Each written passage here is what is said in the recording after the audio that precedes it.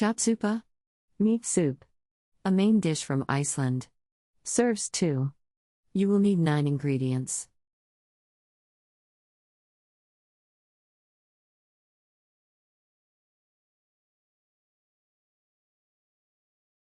Step 1.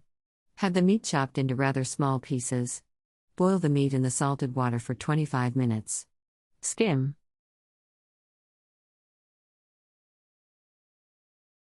Step 2. Rinse and add the rice. Continue to boil another 20 minutes. Add clean vegetables cut into rather small pieces.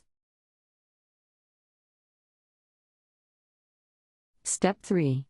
Boil for 15 minutes. More. Add minced parsley when served.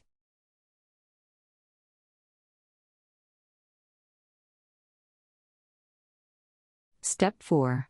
You can use any vegetable available or preferred.